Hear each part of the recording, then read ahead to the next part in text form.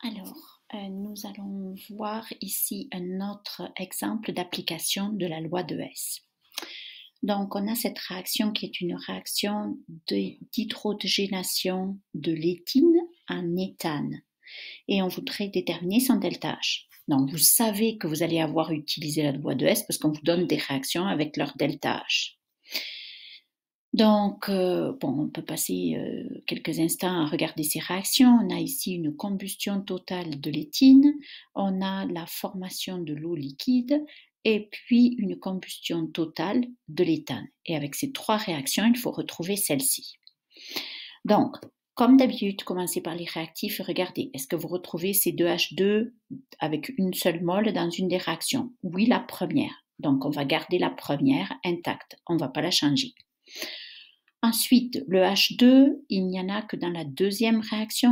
Ici, vous avez besoin de 2 moles, donc vous allez devoir multiplier tout par 2. Tous les coefficients ici par 2. Ensuite, C2H6, c'est bien fait, on ne le trouve pas dans plusieurs réactions, mais dans une seule, ici. En revanche, là, il est en produit, ici, il est en réactif, donc il va falloir inverser cette réaction. Donc, si on regarde un petit peu ici le détail, voilà, ça c'est exactement ce que je viens de vous montrer avec les delta H correspondants. Et maintenant, on va écrire nos réactions avec les modifications. Donc la première, on ne la change pas. La deuxième, on a multiplié tous les coefficients par 2, donc 2H2, 2 fois 1,5, une mole de O2 et 2 moles de H2O.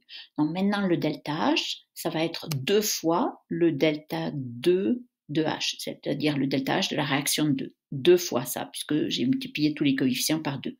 Donc ça va donner 2 fois moins 286, c'est-à-dire moins 572 kJ. La dernière réaction, on devait l'inverser, donc je l'ai inversé. Et le delta H qui correspond à cette réaction maintenant, c'est l'opposé de celui-là, moins delta 3H, donc plus 1500 kJ. Et maintenant, je vais vérifier, quand je fais ça, est-ce que je retrouve bien mon équation de départ? Donc, j'additionne tout ce qui est à gauche de la flèche, tout ce qui est à droite, et je simplifie ce qui se retrouve des deux côtés. Donc ici, C2H2, il n'est présent qu'une fois une mole. L'oxygène, 5 demi ici, et là, on a une mole, donc 2 demi, donc 5 demi plus 2 demi, 7 demi de O2. Ensuite, 2 H2, 2 CO2, 3 H2O. De l'autre côté de la flèche, on retrouve 2 CO2. H2O, il y a une mole ici et 2 moles là, donc ça fait 3 moles. Une mole de C2H6 et 7 demi-moles d'oxygène.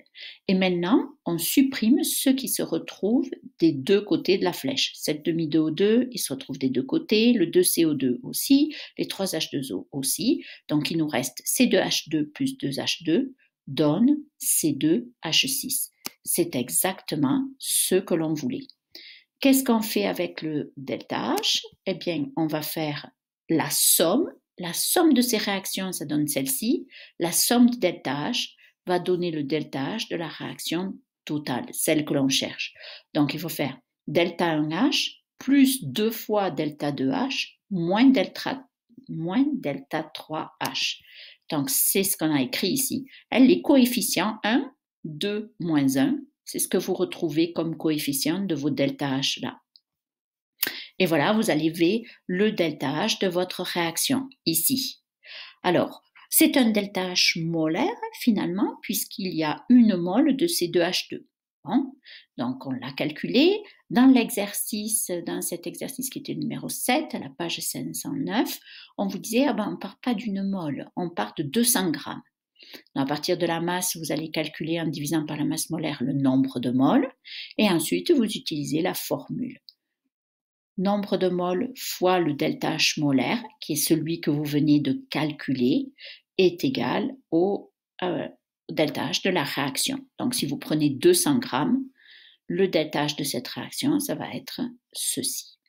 Nombre de moles fois delta H molaire.